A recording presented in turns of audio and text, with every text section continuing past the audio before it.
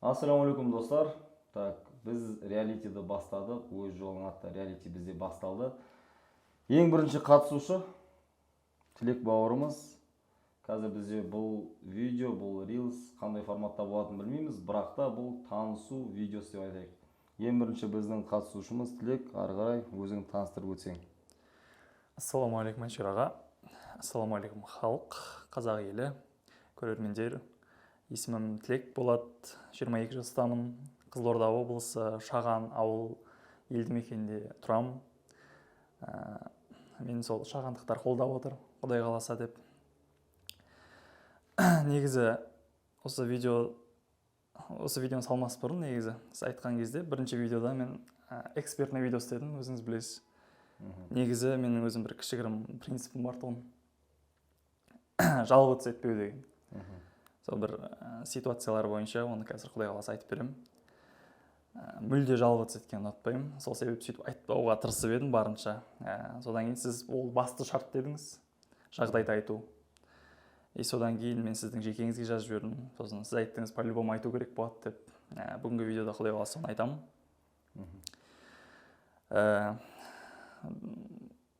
Тазасын айтқанда мен әжеммен тұрамын 23 жыл бойы. 23 жыл бірге тұрамыз. Әкем бар, шешем бар, тірі, шүкір Алла, анам бар. Кезінде кішкентай кезден бастап жақсы өстік, Құдайға шүкір. Ондай ештеңе көрмей. Алайда осы бір жағдайларға байланысты енді отбасы болғаннан кейін ыдыс салдырамай тұрмайды. Сол себепті отбасымызда шамалы кішігірім кикілжіңдер болды. Енді анам мен әкем бір-бірімен байланыс алмаған арқылы, эмоционалды байланыс алмаған арқылы, өкінішке орай, мен 6 оқып жүрген кезде жаймен ұрыс керіс басталды. Сонымен екеуі екі жаққа кетті. Әкем өз отбасы бар, анам өз отбасы бар. Мен сосын енді бауырларым бар, үйде отбасыда 3 ағайындымыз. Бір әпкем бар, бір қарындасым бар. Екі қыздың ортасында ортаншысы мен ұлы. Сонымен сөйтіп, енді екі қыз анам жағына кетті. Әкем өзінің келіншегімен кетті. Сонымен енді әжем жалғыз қалғаннан кейін әжемнің қасына қалдым. Енді әке-шешеме қарағанда әжеммен менің андай эмоциональный байланысым жақсы. Оны барлығы ол біледі. Мен ана әжесін бағатын бала деп айтады барлығы. Сонымен оқуға түстім. 9-шы класс бітіргеннен кейін. Сол кезде енді әжем бір өзі баққаннан кейін отбасыда кіріс болмады. Ол кезде примерно 2017-нің кезінде ма, примерно орташа пенсия 60 мың тұғын.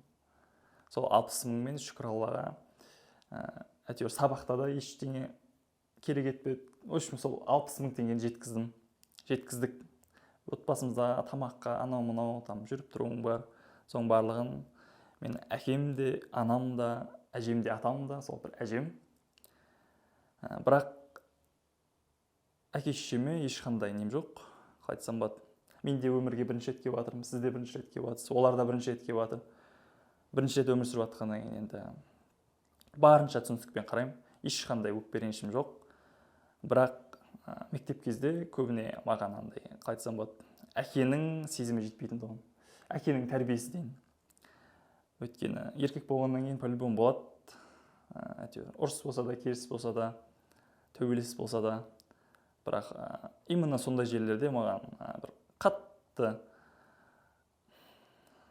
нем болатындығын қалай айтсам болады.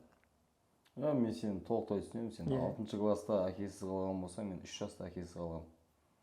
Жалпы бұлай енді алхамдулилля, менің де әкем тірі, жалпы айтқан кезде. Тірі, проблем жоқ. Қазіргі таңда іздеп бастады мені. Іздеп бастады деген енді халықтың алдында жүрген адам болғаннан кейін көреді ғой. Бірақ енді ол өзінің себептерімен, білмеймін, ол да тастап кеткен. Тірі, әкеміз Шымкент қаласында тұрады. Барлығы білет, тірі екенін жалпы. Бірақ мен 3 жастан бері тоже осы сезіммен, дәл осы нәрсемен, алхамдулилlah, Аллахқа шүкір, сынған жоқпыз әлі күнге дейін. Әкеміз бізді бақпаса да өзіміз жақсы әке боламыз деген ниетпен барлық оның істеген қателіктерін қайталамай өзіміздің отбасымызға дұрыс қарауға амал істеп жатырмық. Былай жалпы менің бұл жердегі саған бұл ата-ананың бірге тұратыны тұрмайтыны ол мәселеде сұраған жоқпын вообще. Отбасылық жағдайды.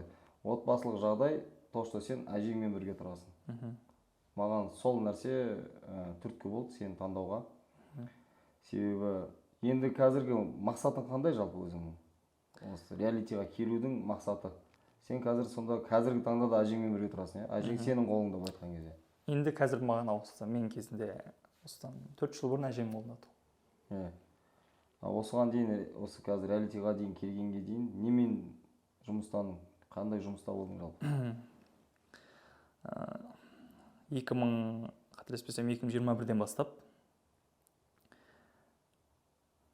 екінші или үшінші курс оқып жүрген кезде колледжде ешкімнен негізі ақша сұрамайтынмын өмірде вообще. Бірақ бір 10 теңге жетпей қалды. Бір зат алуға, су ішуге 10 теңге жетпей қалды. Сол кезде бір группаласынан соны сұрағам, сол 10 теңгені. Сол кезде қайырсың ба, неге сұрай бересің деген. Бірақ өмірде сұрамағам. Бірақ сол сөз маған қатты тиген соншалық қайтсам негативный опыт болды да. Именно ақша жағына келген кезде. Сонда мен қолымнан келмейді ма деген сияқты. Сондай сезімдер болды. Прям эмоциональный всплеск болды сол кезде. Сол кезден бастап осознанно ойланып бастадым. Осы кезге дейін неосознанно программамен келдім да. Бұрынғы сақталып қалған травмалар, сол менің қолымнан ештеңе келмейді деген программалар еміп қалыпты. Өткен себебі мен әкенің тәрбиесін көрмеген, дұрыс көрмегеннен кейін. Шүкір Алла, былайынша жеткілік жартысына дейін алдым. Әйтеуір. Жоқ, қазір не жұмыс істедің соңғы реалитиға дейін? Сондай болғаннан кейін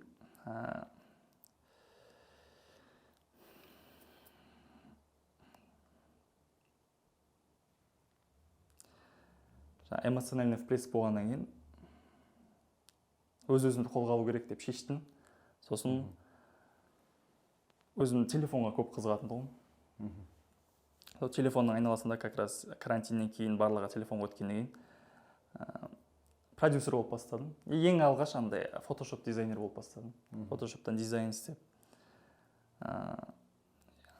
Ол кезде андай превью деген болды. ютубтың бетіне шығаратын ше. Суретші бетінде тұратын ютуб. Сондай жасап бастадым. Соған қызығып фотошоп кәдімгі. Соған қызығып бастап, ең алғашқы фильм содан бастадым. Әйтеуір өзім жолымды жауып, қалаға барып келу деген сияқты сондай жолдарымды жауып, бір жағынан тамағымды жауып, әйтеуір күш салмайын деп әжеме. Сол ең алғаш фотошоп дизайнер болдым. Одан кейін монтаж істеп бастадым. Видео түсіріп бастадым телефонмен. Кейін продюсер болып бастадым. Кейбір блогерлерге, болмаса андай бизнесмендерге. Сол. Осы қазіргі таңға дейін, осы сен реалитиға келгенге дейін, әжең айттың, сен соңғы 4 жыл сенің қолыңда. Осы бүгінгі осы келгенге дейін сол монтаж жасап, видео түсірумен табыс таптың, алға қалай вообще, мақсат қандай бар? Қандай мақсаттар бар? Қандай армандар бар? Осы реалитидан не күтесің? Ең бірінші мақсат енді мен бауырлармен жырақта жүргеннен кейін маған ақша жетіспей жатыр. Енді басты проблемасы шешетін зат ақша. Сол себепті сол инструментті қолдану арқылы ең бірінші бүкіл енді өзіме жақын адамдарды бір қалаға жинағым келеді. Әрқайсысына бір жеке-жеке үй алып беріп, әсіресе бауырлармен бірге өскім келеді. Соларға қолдау болып, енді 2 қыз болғаннан кейін. Ең алғашқы мақсатым сол. Екіншіден өзім әжемнің армандаған бір армандары бар, 1-2 армандары, мысалы үй деген сияқты.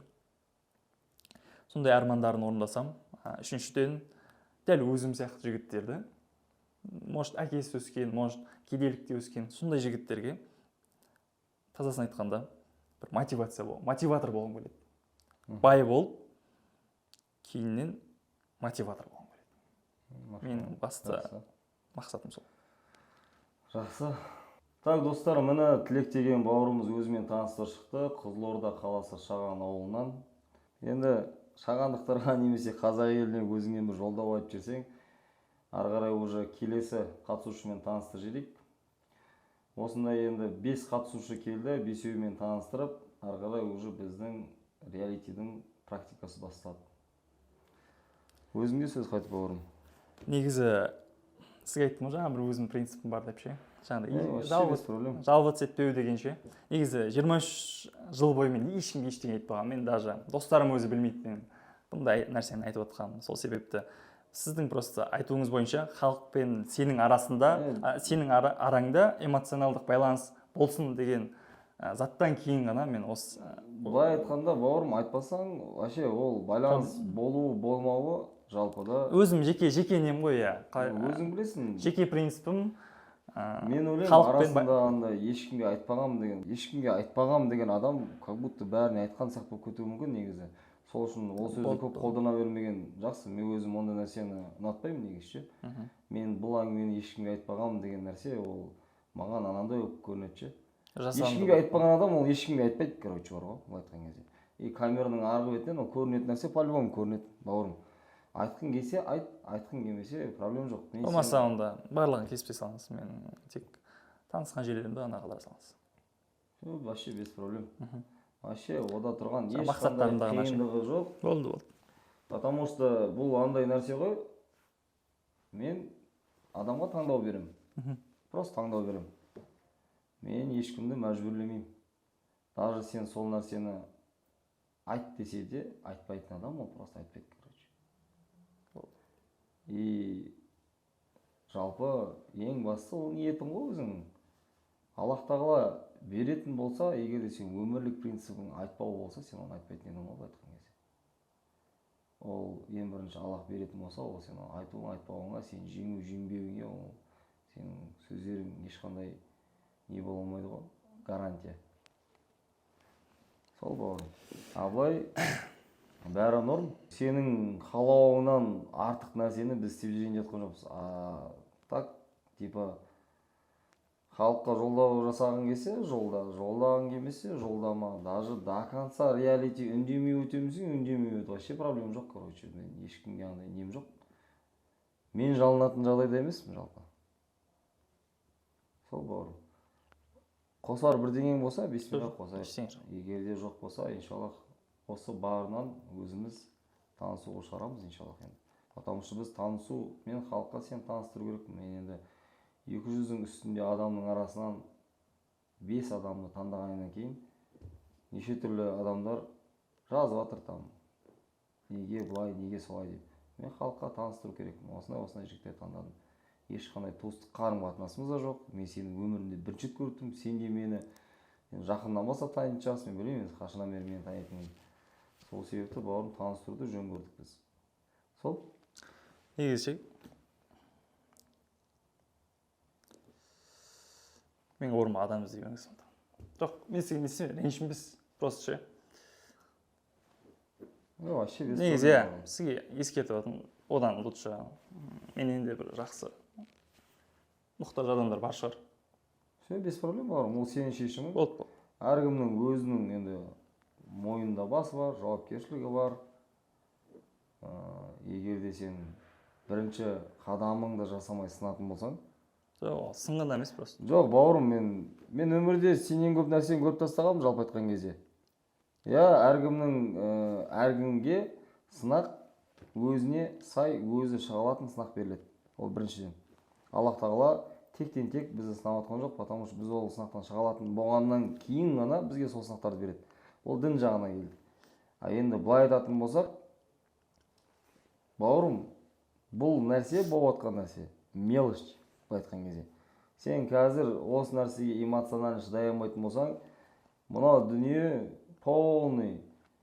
Реально айтайын, сен нормально разочаровать етіп жүреді. Біз өмірде енді ондай көп жасқа келмесек те, иншаллах, мен танитын адамдардың барлығы өт, мен андай тек қана осы бүйтіп шет жағасын өмірдің көріп не істеп, қазір осыны әңгіме айтып отырып андай өтірік ақыл ұрып отқан адам емеспін.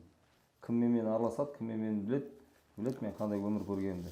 сол үшін сен қазір бірінші қадамың жасамай осылай сынатын болсаң, әлі алда сені бар ғой, біраз адам сындырғысы келеді. Сен даже бизнес ашсаң, сен бизнесті сындырғысы келеді. Сен бетіңе әлі неше түрлі адамдар сөзбен басады, на то пошло. Сол бауырым. Жоқ, шешімді өзің қабылдайсың. Мен сен эмоциямен айтып отыр деп ойлаймын. Ертең таңға дейін действительно ойлан. Егер де жоқ болса, данный момент мен 6-7 таңдаған адамды тез шақырта салам, ода тұрған проблем жоқ. Либо 4 адаммен қала салады. Ода тұрған тоже проблем жоқ. Бұл уже реалити басталып кетті. Сол себепті уже осы 5 адамның арасынан сен бүгін сынсаң, ертең бір айдан кейін басқа сыну мүмкін, одан кейін 2 айдан кейін тағы бір екеуі сыну мүмкін. Сөйтіп итакты бір жеңімпазда қалуы мүмкін. Ол тағдыр ол. Ол адамның еңбегі, энергиясы күшті, сол үшін солай короче болады. Егер де сенің сөзің біткен болса, осымен аяқтайын десең, сол.